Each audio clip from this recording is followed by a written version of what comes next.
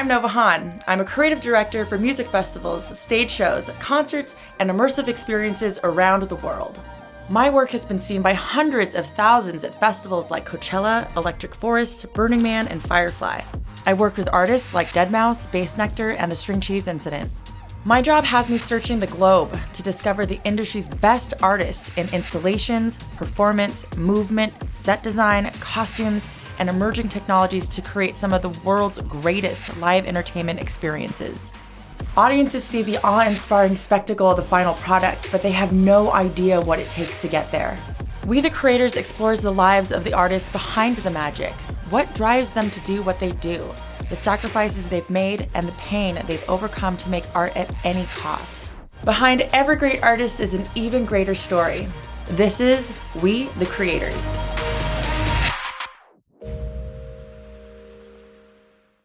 Hi, and welcome to another We the Creators, where our mission is to showcase the incredible artists in immersive arts and the epic journeys they took to get there.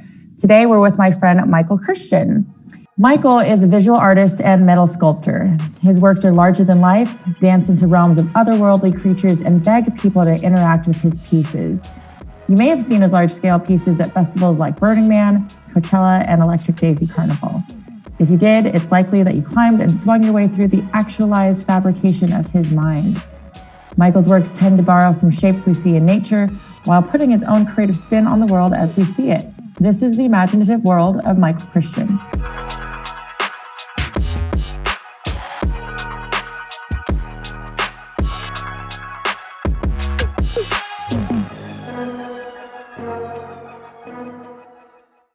Good to see you, buddy. Yeah, it's I was just reminiscing on this last night because I was trying to think of one of the first times I met you, and it is so quintessentially you in some ways. And we were waiting in line at LIB years ago. Must have been 2008, I'm guessing. Yeah. And we were waiting in line at commissary, and I'm just striking up a conversation with you. I've heard of your name, but I didn't actually know what you looked like or who you were. And I asked you what you were doing at the festival. You know, what kind of things were you creating? And you said, "Oh, I don't know. I'm just farting around." And and you showed me your wristband, and you had written a big F in front of your artist band, and you're like, "I'm a fartist." And it was just like, it really made me laugh, and for some reason, it really like made an impression on me because I had heard of you as like, you know, Michael Christian, this great sculptor. And it really made me so just happy to see how playful and jovial you were and willing to just kind of jump into the moment. But yeah, and it's really cool because actually I feel like you're like, I'm a fartist. Like that is so characteristic. It's artiste. Oh. Of course it is. Fatiste. Keep it classy, yeah. That's right. Of course. My God, I'm so American. Fatiste. But you know, it's like it's such a perfect description of how I see the way that you approach the world and your works, because I find that so many of your themes are really just like kind of playing with whimsy and playfulness and imagination. So yeah, I guess maybe like starting from there, like where does this childlike imagination come from? What were you like as a kid? What were you exploring? I'm kind of curious about it. Pretty ordinary suburban upbringing in Dallas, Texas, of all places. But I think like a lot of artists, there was a trauma, like a traumatic event where I was put up for adoption at like 3, I think. And so came to a new family, and then the world just got really small. And so hyper focus. I mean, I'm not saying like it's any different than any other person's upbringing, but there's shifts that occur that allow you to have focus. And so my world got really small in what I could actually control, and went in deep where I might have just expanded out, but who knows? But that seemed to be a point. where the love of organic forms and biology, I mean, nature and nurture, who knows? I don't know, but that's been there constant. And I just have always been drawn to plants and organisms and subatomic particles and things of that. I mean, yeah.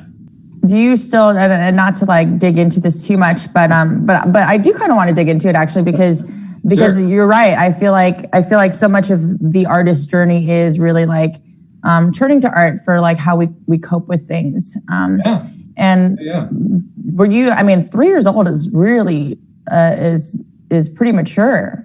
I mean, I was a little too well adjusted, as my parents would say, to be 3. Wow. And so did you remember your parents? You remember your biological parents? It's funny. It's because it's almost like you can't tell if it's a dream or if it's an actual memory because there's no basis or something to refer to. So it's always like I have images, but I don't know if they're real or not. Yeah, some memories, but yeah. Wow, interesting. Didn't see us going here, but I'll go there. Yeah, I do think it sets some patterns in place that, I mean, maybe in some way it stunted my childhood, and so I'm really hungry to experience a lot of that, or I don't know. I mean, you could go anywhere with that, but I think everybody has something that pushes them in different directions, and then you make choices along the way that are yours, and you can't really say it was the fault of something else, but it definitely impacted you and pushed me in a direction. It was funny because my parents were completely opposite, and so there was no inkling of artistic interest at all, and so there was no nurturing of that. So you kind of had to do it on your own and then find your way, which was, I mean, it could have gone the other way, but in retrospect, you had to find your way and create your own narrative as you go, because there wasn't one being supplied to you or any guidance to like direct you in any way. Yeah, and so were you kind of drawing these like out of world characters ever since you were a child? I mean, because your sculptures are so they're just like otherworldly. They're a mix between creature and plant and organic form. Like when did this start? I just had a memory because we're in the childhood. I used to go to church and I would draw at church on the confirmation or the communion cards. It would send. I would take the pencils and do drawings, and it would keep me going. I don't know. Ever since I was young, drawing has been pretty much the backbone of everything that I've created. But it's been a mainstay throughout my life, and I don't know where that came from, but. And even the shapes and forms, I was doing similar things when I was 12. You just don't have the tool set, perhaps at that point, to be able to express them more clearly. And I think a lot of people are the same as they were when they were kids. They just are older. You can kind of see personalities forming at like 7, 8, 9 on the playground, and they just are older and have developed some tools and maybe done some introspection or not. Yeah, some of the some same more walls, perhaps. Same voice was there when I was little, and it's like, wow, look at that. That's cool. That hasn't gone away. But the thing is I actually don't think a lot of people have access to that anymore, and I think that's what makes you in particular, myself, and some others, like that is our access point, is our childlike wonder. A lot of people lose that over time because they're told that they don't need it anymore, or that it's that they need to get serious about life. And we're like, this is serious. Yeah. I mean, you're seeing some. I mean, that set off to several different places, but essentially, like the interactive element for me is like activation in a way. Like people have to physically engage themselves in the experience. And so they're using muscles, not just your physical, but your mental muscles too, because you're having to articulate and climb and make decisions, and you're fully independent and responsible for where my hand goes next, what my foot does. So you're embodied, so you're a little more grounded. And I think that a lot of what's happening now is the activation of people. They're actually having to look at themselves more. And that's what, I mean, for me, the beauty of like having these interactive pieces is that people do lighten up and they do transform. I mean, in relative degrees, but you get to have an experience and it's live. And so you feel in the moment. And so I think as more people are isolated now, they're actually having to reflect that. And it's potent because a lot of people haven't spent the time to actually look in a mirror or think about themselves and how they move and how they act. And now they have an abundant amount of time without having done the practice or having tools to guide through that. It's a little much. It's like a lot of people give me back my TV or something distract because I'm not used to this. Like I'm in a body, here I am, I'm interacting with my family or people. And it's a big shift, but I think that's a really positive thing that's happening right now, that it definitely has pushed and compressed something that's usually over time into a short amount. It's kind of like a quick pressure cooker of like evolution to evolve. And so, I mean, it's happening in different forms all around. It's pretty exciting. You know, and I love and appreciate that about you, is that you and I share a similar sentiment where like we want people to like climb and crawl through our spaces and discover and you know, and I love what you're saying about like this moment of like, you know, if you're hanging on something, it's like you're in that present moment and dependent on your self-reliance, dependent, you know, trusting your own strength, trusting the moment. Like these are really, you know, these are really fundamental things that we learn as children and, you know, grow further and further away from as adults. So I love that we share kind of that passion that we want people to engage fully in their bodies.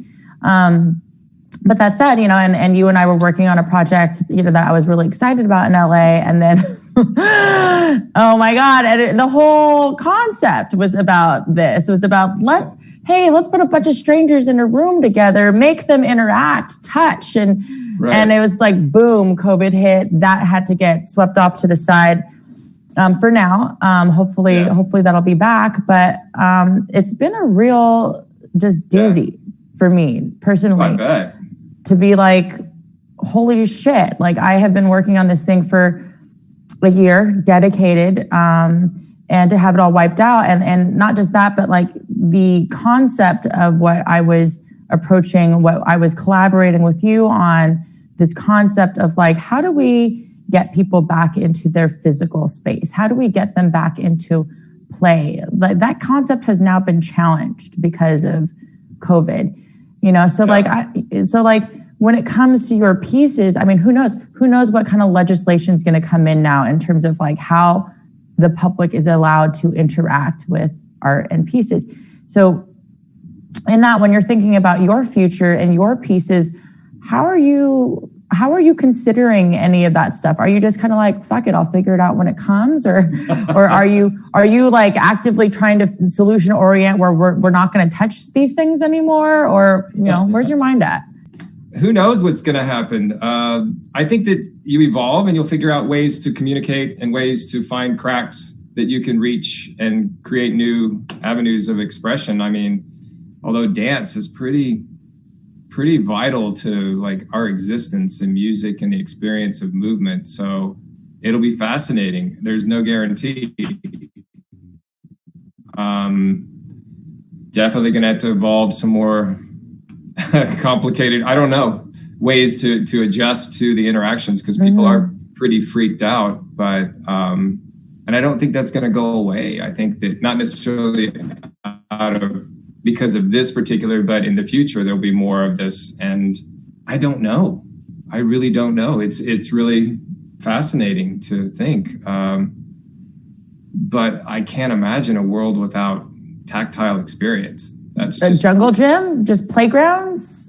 I mean, interacting with humans, just like engaging. I mean, you could go down that dystopian way where it's all through an interface of computers, and that's an interesting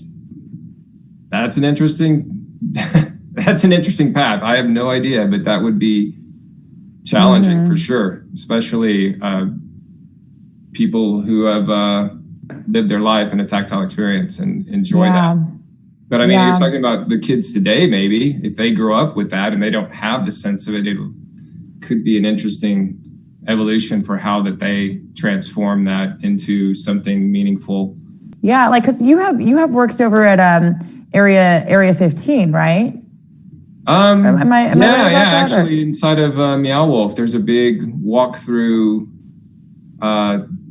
It's like a 40-foot long worm that they've kind of transformed into a pathway. It's not as engaging as it was before. It was normally prior a crawl space where you had to crawl through the 40-foot thing with friends, and it was elevated inside with netting, and it kind of bounced around. And yeah, it was really fun. Yeah, because I saw images on your site too, and it looked like people were almost like kind of monkey barring through the piece. And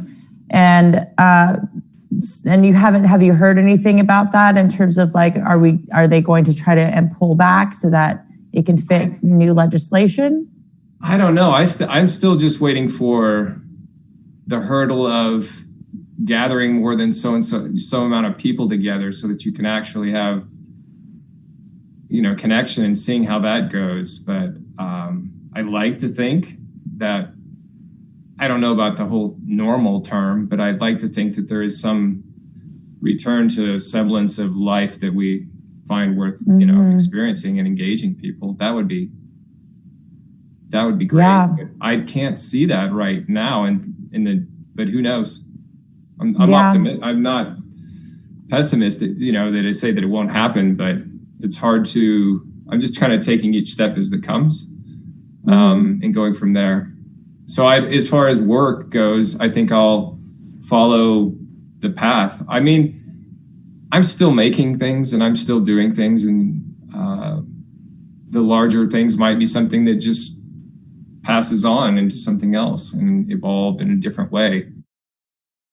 Yeah. And adapting to whatever the new situation is. And I'm sure you'll come up with ways to, perform or do interactive and engaging ways inside the platform that's here. I mean, just like what you're doing with this.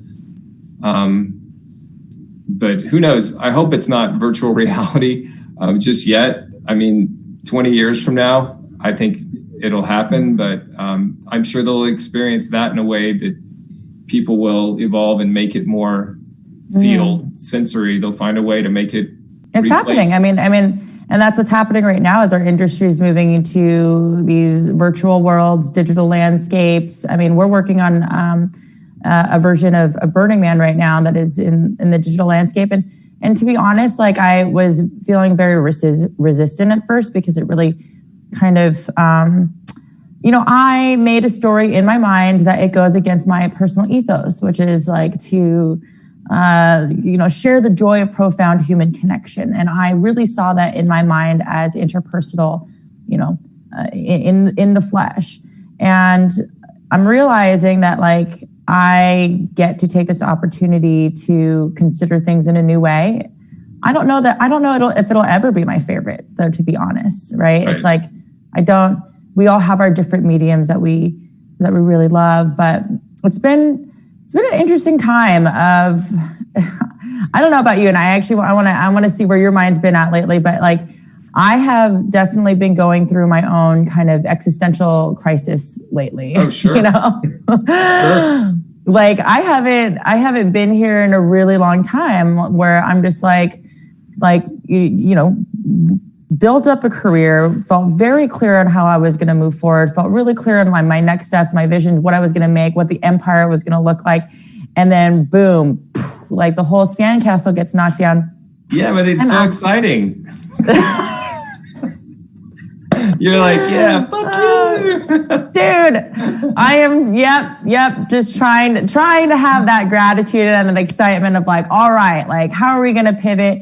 But it's like back to the basics, man. I'm like asking myself shit like, wait, what do I like anymore? Yeah. What's important to me? Like, do I even care about fucking shows? Like, what's going on with me right now? Like, I'm really just digging in deep to these kind of quintessential questions. So in all of this, I'm sure that you're kind of going through a similar process. Like, what are some of the questions that you're asking yourself these days? Well, I kind of have an active practice of like embracing chaos. So I kind of, where I would almost make things destructive in a way, so that whenever I get too attached to something, I just want to crush it and break it away and then start over. So and even making sculpture, there's like a whole dance of ordering chaos. It's like I'm making something, then I want to honor chaos and just throw wrenches and elements to it that make it unsure of where I'm going and how I'm doing it, so that I can still stay engaged until the very end. There's like a game that goes on sometimes where that's not what we'll do. Let's change it to this. And then let's try this. Or let's do this. So I am actively creating and engaging in something. And I've gotten complacent. And so it's sort of like, oh yeah, this is working. I've got a career and everything's going great. And it's like, why am I unhappy? Oh, well, back to the basics. And then you start to I've gone through several cycles in my life where you have like a death and rebirth kind of thing, where you just sometimes full scale reinvent, or you move and you have to recreate your life. And it's generally for the better, because there's something that was rotting and dying anyway. And so it's like, just cut off the head and then let the new thing grow. Easier said than done, but I think I've done that for most of my career, kind of doing, if I call it a career. Is that like, do you feel like that comes from like a healthy space of like, let me, it could be to go back to the childhood. Like I'm used to, like, if anything gets safe, I'm like, it's going to go away. So I need to be prepared. It could be very well from like, oh, my whole world is disrupted, so I'm not going to get too attached. You could probably ask a relationship or two somewhere and they'd be like, yep, sure. Sounds about right. But it's kept me engaged. And interested in what I'm doing. And I passed on opportunities for further finance or further gain in some ways, but I'm keeping it, I don't know, I just almost said keeping it real, but keeping it honest or sincere, or what the word is, I can't find it right now. True to me. Authentic, sure. Giving that energy when it comes instead of fighting it. I mean, most of the time during a process of a piece, if I'm getting frustrated, it's because I'm trying to do something that I don't want to do. I mean, it's probably in all mediums where you've like got an idea and it's not working, and it's because the idea is not working, and you have to come to terms with the fact that, oh, my idea wasn't as great as I thought. I need to pivot and develop it. And oftentimes you can do this zigzag, and by the time you get to the end, you're like, I didn't know how I got here, but this is great.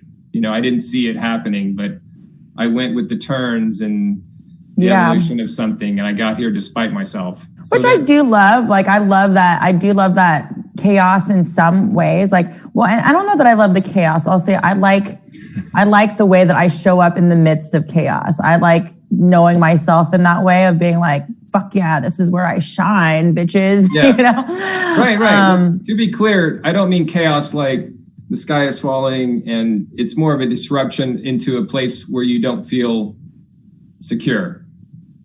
And that kind of chaos, to like, what's this new? Why do I feel anxious? Why am I nervous? Oh, this is exciting. I'm tingly. I'm like, I'm doing something that I haven't done. I could fail. That kind of chaos. Yeah, true. And I do love that. I do love that. But I'm searching right now. I'm searching for that thing that's like gonna stop me out. I feel like I got soft. Everybody has their degrees of what they can move through, and it works for them. I mean, some people are really chaotic, and I'm like, how do you do that?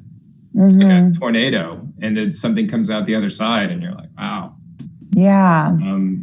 But for me, it's just kind of a trust that things are going to work out. I just have to keep moving. But I've definitely, during the process of making some of these sculptures, pushed that to the limit of breaking down, where you're like, oh God, what the hell am I doing? And then that's usually right when I'm getting close to done, because something will fall into place.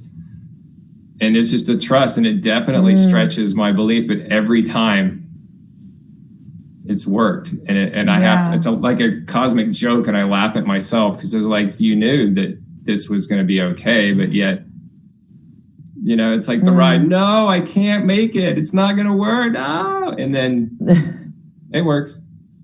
And friends that have been along that have helped me were just like, oh, this is the time when you do that thing that you're doing. You're like, you don't know me. And it's dead on, you know. And how do you get to this process when you choose these sculptures? Because they're so, like, first of all, they're like Seussian meets some kind of sci-fi demagoguin meets, you know, like you're pulling from so many really interesting references. And I'm like, how do you get to the point where you're like, this is the thing that I want to make now, this giant extra long-legged spider or whatever, you know, like how, like, are you just like drawing and all of a sudden one like captures you, or how do you zero in on like, that's the creature I'm going to make? Honestly, a lot of those change. You start off with A and you end up sometimes with Z, but usually somewhere in the middle of the alphabet.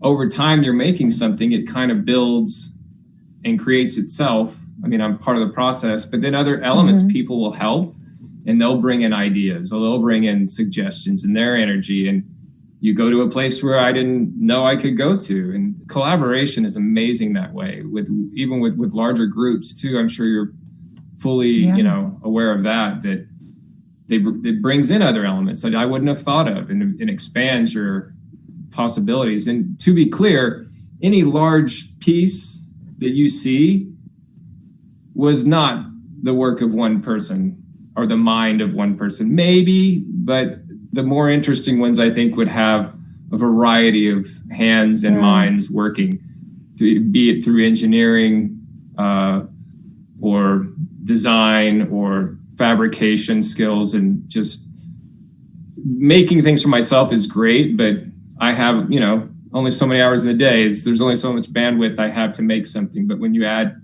other people, it just becomes something greater than you are. And I think that my name is on some of these things, most of them, all of them, but there's a collaboration on quite a few of them that you have to give credit to other people that I couldn't have done. It may look like I'm really impressive, but I didn't know some of the engineering. I know some of the things as I've learned as I go along, but. Well, and how does that work when you're building something for a client, for instance? Like, how does, you know, if you're like, choose the right client. I'm just gonna, do you get people that like, yeah, how does that work? One of the best days in my life was when someone came to my shop and they had found me and they wanted me to build a gate for them. And they're like, it's 32 feet long and we want to have porpoises and things that go on it. And we got a big budget. And I was like, I really just don't do porpoises, but I know somebody who does. And I felt so good. I was like, you know, not really my thing. So I try to big clients. There's a level of how much you're going to tell me to do and how much you're going to allow me to do that's relationally to the price. It's like, if it's a lot, I'm going to listen to you, but I don't want, you know, I'm going to do it for not much money, but then I'm not going to hear from you about anything. You're going to give me carte blanche and trust me.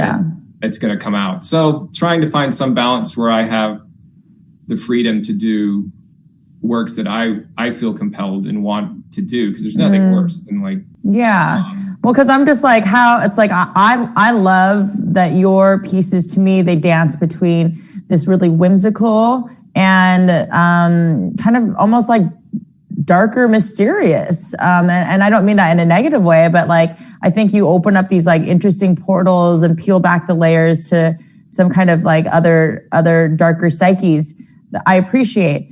You know, so I'm just like, yeah, I'm kind of like, but on the other end, there's commercial art in some ways, right? Where you're trying to sell these pieces, right, or rent them out. And so I'm like, how do you, like, when you're considering like making this like that giant crawling man with his face kind of like torn open, or like the baby with the root heads, like How much are you considering other like this, trying to sell this later when you make these things? You know, it's funny. Anytime, like I used to do gallery and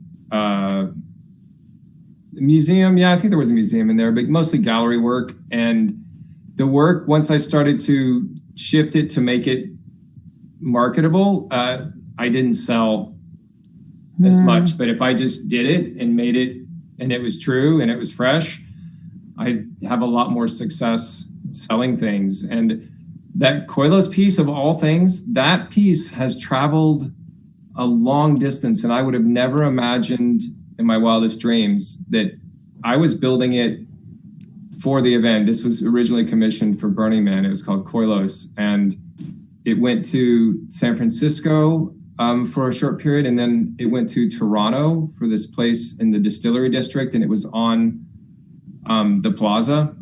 And then I sold it as somebody saw it there and it was falling apart. So he took it to his dock in Lake Muskoka, and it lived on a dock in like a cottage, it's like lake cottages. And it was this big sculpture on his dock. And then it went to a restaurant in Toronto. And then it went to a vineyard in Toronto, and it's currently in a vineyard. So I would have never That's so wild. Traveling as it did. But one of the best compliments when I was installing it in Toronto, because it was in a place called the Distillery District. It's a large area and it's a prominent right in the front.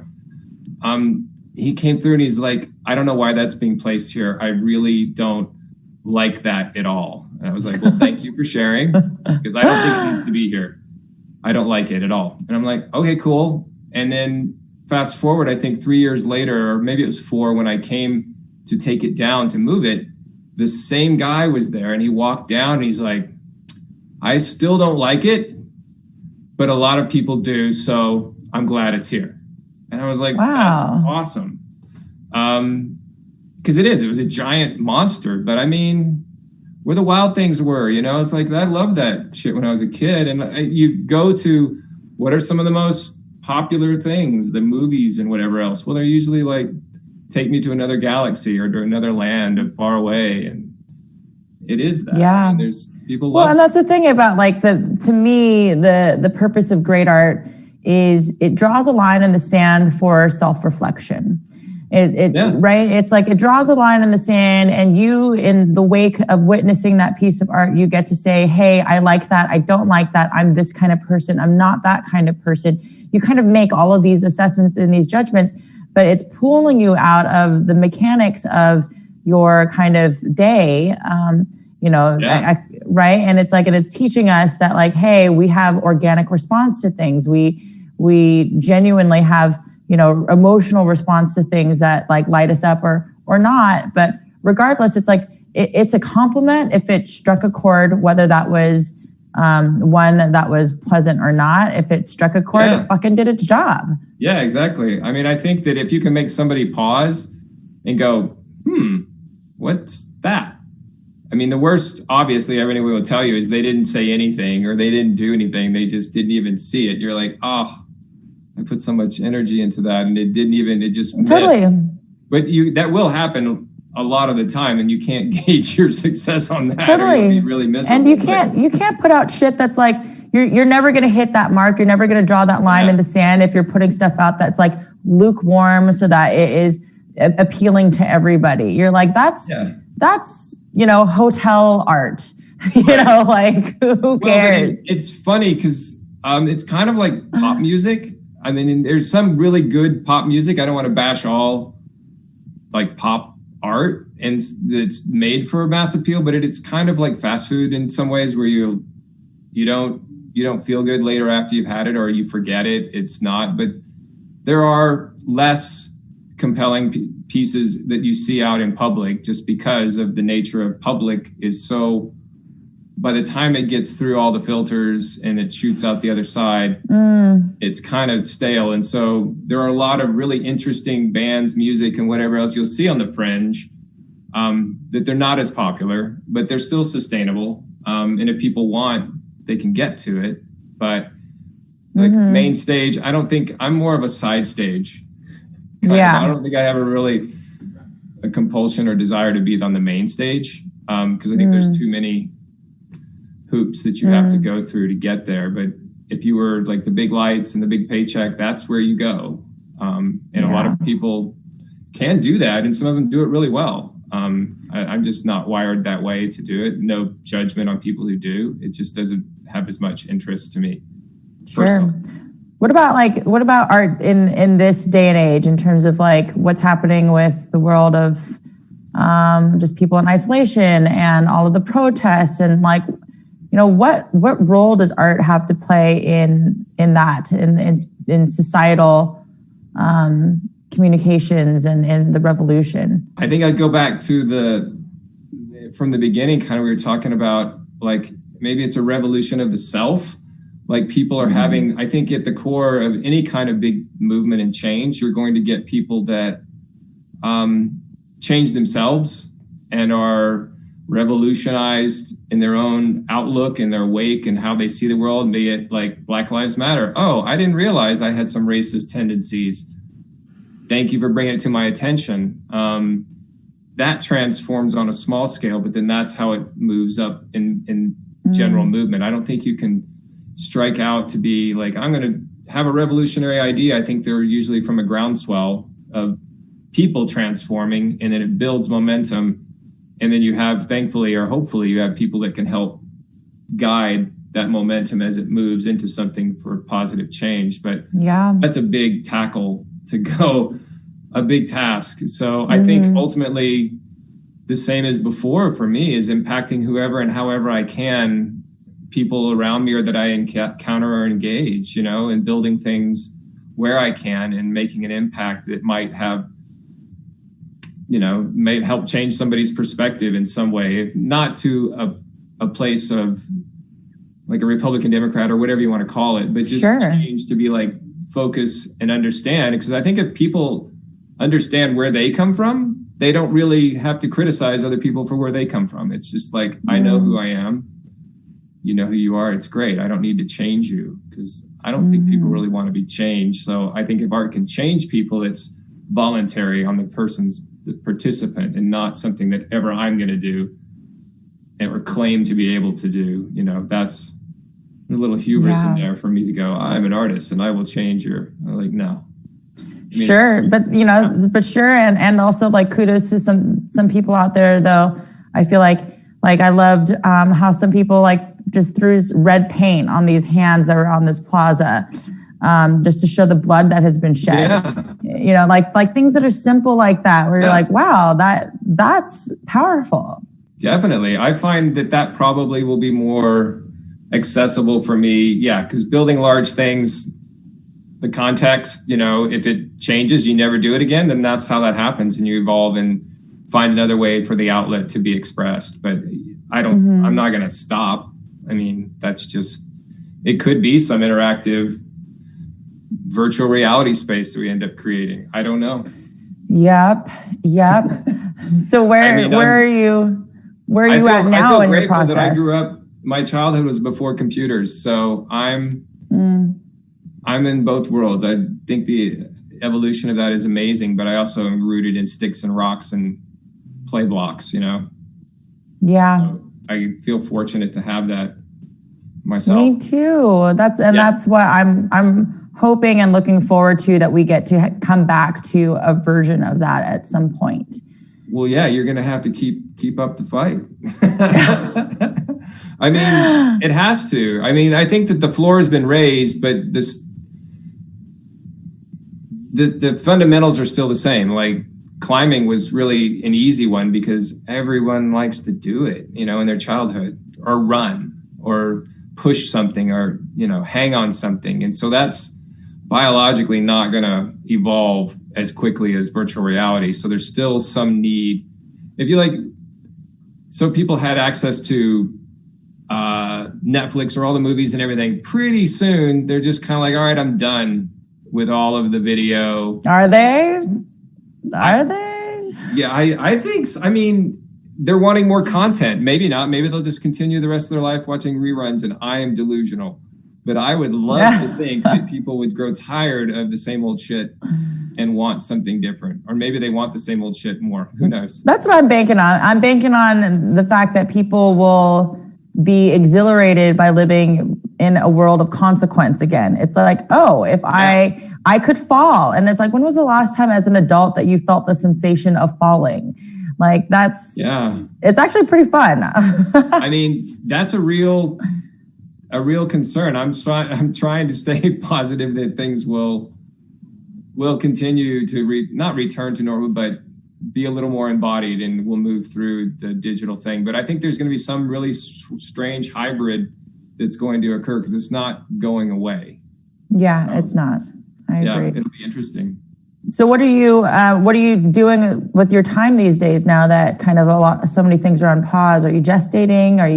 I have a commission I'm putting in New York in September, which is pretty exciting. Oh, cool. It's high profile. Someone actually has a contract these days. I know. I'm so happy for you. I had it before it definitely has been delayed. This was something that turned into a nice time for it to happen because all the other works have dried up. And if without this, I would be maybe not having a cheery disposition. Although I would, I'm sure I'd figure out something to do. Can always do something somehow, but that is going to happen in September, I think. Cool. It's permanent too, which is kind of different. I'm used to the temporal thing where. Wow! Congrats. Yeah, it's weird. It's like Fifth Avenue and 55th Street. It's right around the corner from the MoMA, and I'm like, wow! When I'm gone, this is pretty cool if it lasts, but hopefully it will. But it's weird. Are you allowed to share as a preview, or do we have to wait till September? Right now, there's not much to preview. That's right. It's in the works. Yes, it's ever evolving. I could explain it to you, but it wouldn't do justice. It's actually a version of a piece that I had done before that they really liked, but it changed it a little. This is definitely one of those jobs where I'm excited to do it, but not because of the creative expression part, because it's pretty focused, but the payoff of having something on a high profile for a client who really enjoys it is enough. It's kind of a legacy piece if you're getting able to leave it up, and what an honor. Yeah, it's different from my general approach, but I'm happy to. I don't think I would have made a good public artist, sculpture artist. I have never been able to really get excited about doing the pieces that are in front of office buildings. It's never really been that exciting. So we haven't really been able to get momentum to invest in it. This one, I met the client and I like them, and it was kind of cool to do a project for them. But I don't know how many more of those I'll do. I don't know. We'll see. I don't want to put my foot in my mouth. Yeah, don't. go get that corporate. That public works dollar. Well, awesome. Well, thank you so much for spending time with us today. I super appreciate it. And thank you everyone who's watching at home. We really appreciate you guys spending time with us. If you want to follow Michael, please follow him on Instagram as Michael Christian Art. And please know that this is such a great way for you to support the artists. We are part of an industry, as many of you know, that has been deeply affected by COVID-19. So sharing your support by following our pages, it really does help, and we appreciate you for that. Until next Wednesday, stay safe, be kind, and love boldly. Thank you, everyone. Thanks, Michael. Bye.